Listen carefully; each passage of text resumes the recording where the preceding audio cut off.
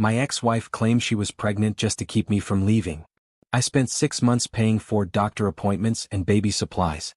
One day I found her ultrasound in the trash. It was a Google printout. When I confronted her, she smirked and said, "You deserve this." Yesterday, I served her with legal papers she never expected. My name is Martin. I'm 33. And until last week, I thought I was going to be a dad. The first time Mary told me she was pregnant, I was halfway out the door. I had my duffel bag slung over my shoulder. I'd finally gathered the courage to leave after 3 years of constant fights, cold silences, and moments where I swear I saw hate flash in her eyes. But then she stood in the hallway blocking my exit. I remember the exact words. "Martin, I'm pregnant." It felt like the walls shifted around me, like the air got sucked out of the room. My anger, my resolve, it all crumbled in a second. We sat on the couch. She cried. I held her. I told her we'd figure it out. I unpacked my bag. I thought, this is my chance to do better. To show up. To be a dad, even if it meant staying in a marriage that felt like slow death. That night, we ordered takeout and watched a movie. She cuddled up to me, rubbing her stomach. "There's a little heartbeat in there," she whispered. I cried. Tears of fear. But also hope. I spent the next days in a daze. Googling baby names. Downloading pregnancy apps. Mary started texting me lists of things we'd need. Diapers, baby clothes, prenatal vitamins. Every week, she'd show me blurry ultrasound pictures on her phone. "Look," she'd say, "see the little arms forming?" I couldn't make out anything. But I nodded, pretending I could see. Because I wanted to believe. I gave her money every week. Sometimes cash, sometimes bank transfers. She said the doctor only accepted cash payments at this clinic downtown. She said she needed maternity clothes. She said the doctor prescribed special supplements. Every time I asked if I could come to an appointment, she'd snap.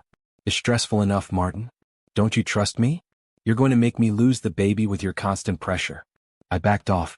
She started leaving baby magazines open around the house. Prenatal yoga videos played on the TV. She'd groan in the bathroom. Complain about morning sickness. And I was there. Rubbing her back. Running to the store at 3 a.m. because she wanted pickles and ice cream. 3 months in, I told my parents. My mom was so excited. She knitted a tiny hat. My dad slapped my back, proud I was going to carry on the family name. We announced it to friends. People congratulated us. Everyone told me how proud they were that I was stepping up. But the little cracks started showing. One morning, I came home early from work. I found her dancing in the living room. Twirling. Laughing. Flat stomach exposed. She saw me and froze. Then she doubled over, moaning. Said she just felt the baby kick so hard it knocked the wind out of her. I remember the goosebumps crawling up my arms. Another time, her best friend called me while drunk. Said something about how I was too easy to fool. When I confronted Mary, she cried so hard she vomited. She told me her friend was jealous. That she'd been trying to break us up for years. I believed her. Or maybe I just wanted to. Because deep down I knew. But the truth was too heavy to face. 6 months. That's how long it went on. 6 months of baby shopping. 6 months of nursery planning. 6 months of feeling like I was standing on quicksand. Then it happened. I was taking the trash out. One of the bags ripped. Paper spilled across the kitchen floor. There, on top of an empty takeout container, was the ultrasound she showed me just 2 days before. Except it wasn't an ultrasound. It was a black and white Google printout of a generic fetus, folded perfectly. I felt like the world split open. I picked it up, flipped it over. The back was blank. No medical markings. No hospital logo. Just pixelated lines. I remember my breathing getting ragged. I stumbled to the living room. Mary was on the couch, painting her nails. I held the paper out. "What's this?" I asked. She looked at it, then at me. And she smirked. I swear to God she smirked. "You deserve this, Martin," she said like she was commenting on the weather. I dropped the paper. My legs wouldn't hold me. I slid down the wall. Sat there on the floor staring at her. She kept painting her nails. Big, slow, deliberate strokes. I think that moment broke something in me. The next day I called a lawyer. Explained everything. He told me to gather evidence. Print bank statements. Save texts. Screenshot everything. That night I pretended everything was normal. We had dinner. Watched another movie. She fell asleep with her head on my chest. I stared at the ceiling until dawn. I kept thinking about every diaper I bought. Every fake appointment.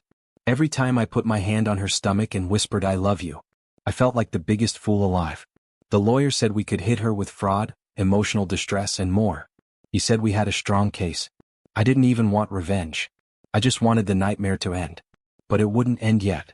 Because the next morning I woke up to find my phone gone. My wallet gone. She'd taken my keys. My car was missing from the driveway. That's when I realized this wasn't over.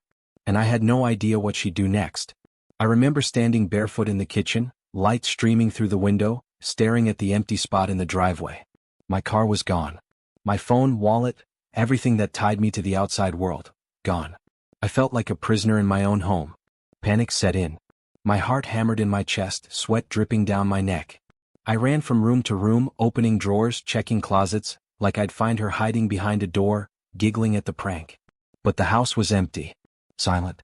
Like she'd sucked the air out before she left. I called the police from the landline. Explained my car was stolen. Then my wife took it. The officer sounded bored. He asked if it was a marital dispute. I tried to explain it was more than that. He sighed and said they'd send someone to take a statement. The moment I hung up, the phone rang again. A number I didn't recognize. I picked up, breathless. It was Mary. Her voice was calm. Almost sweet. "Don't you dare try to ruin my life, Martin," she said. "I'll tell everyone you hit me. That you tried to force me to get an abortion. You'll lose your job, your friends, your family." Then she hung up. I sank to the floor. My thoughts scattered. Could she do that? Would people believe her? After all, everyone already knew she was pregnant. They'd think I was a monster. I heard a car door outside. The officer was here. I pulled myself together, straightened my shirt. He stepped inside, looked around, took notes. He seemed skeptical when I told him my wife faked a pregnancy. His eyes lingered on the ultrasound printout I showed him.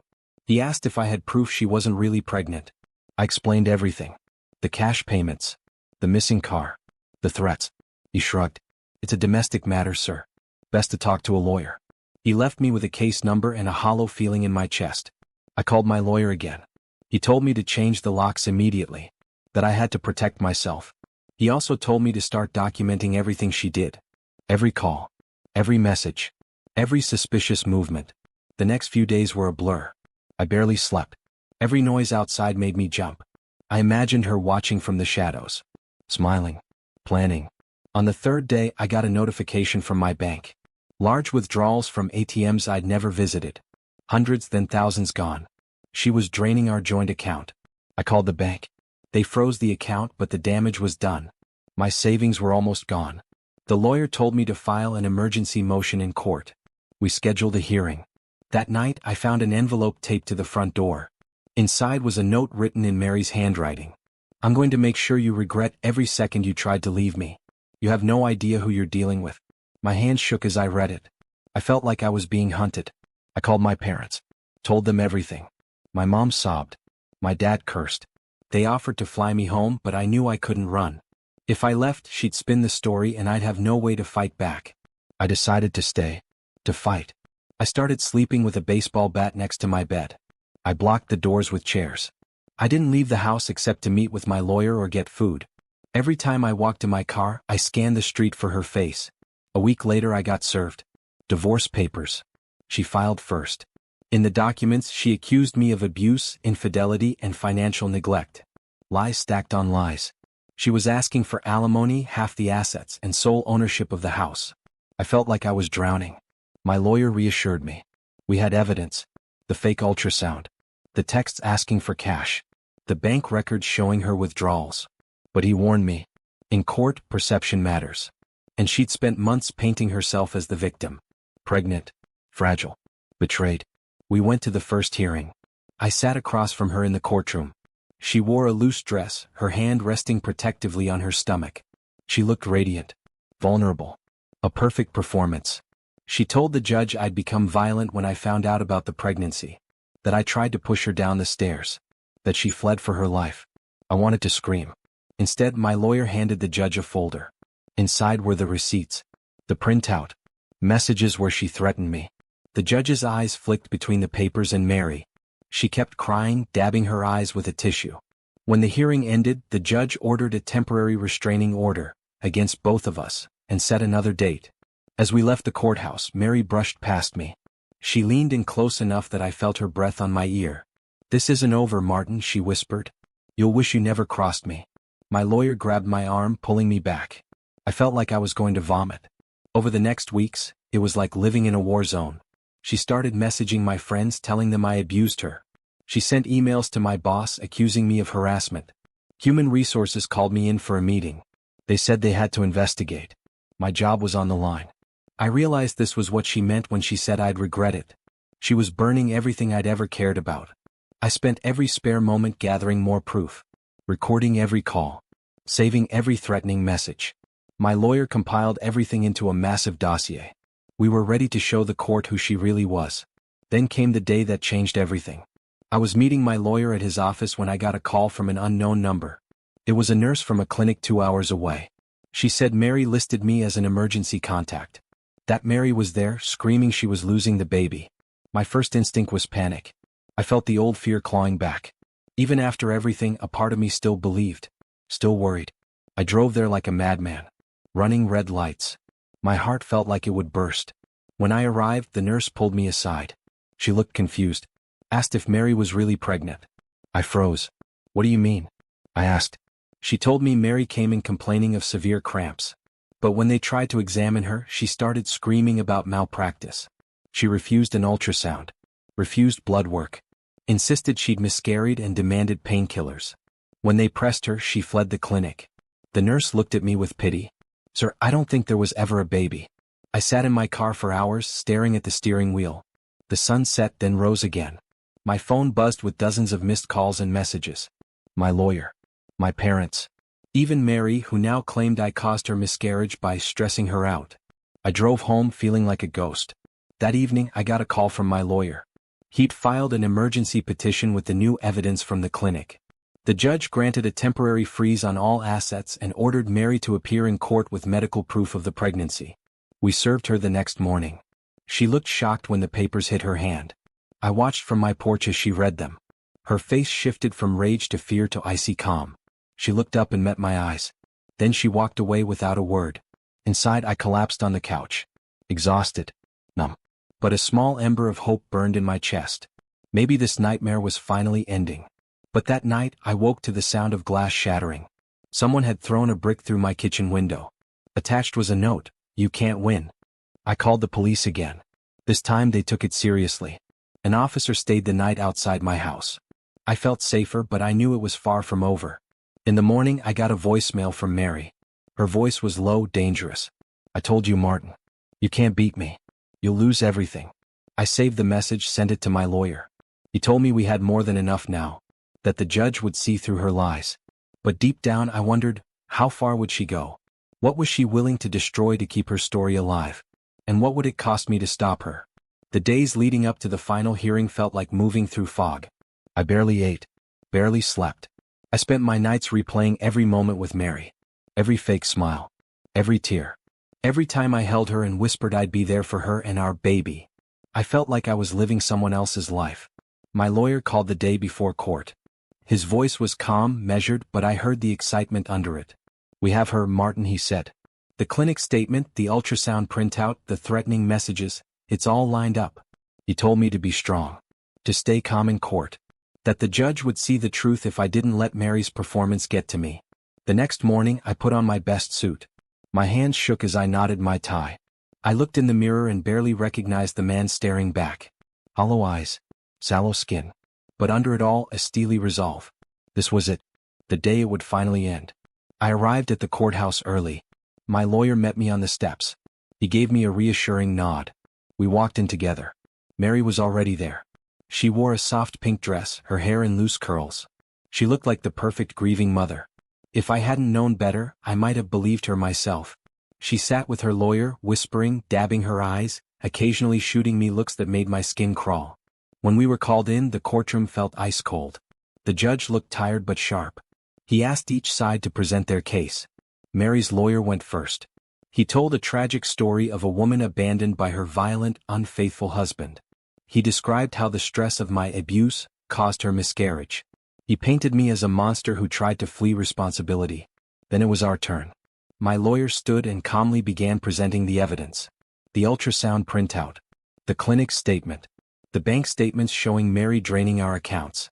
The threatening messages including the voicemail she'd left. As he spoke, the judge's face hardened. He turned to Mary.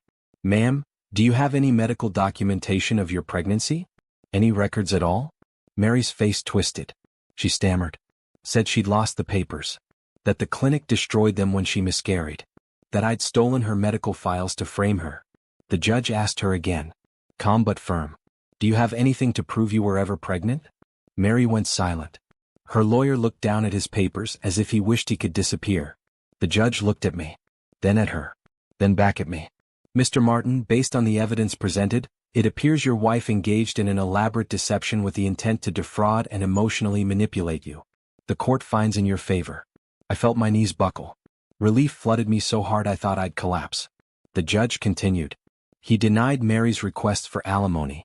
He awarded me sole ownership of the house and frozen assets.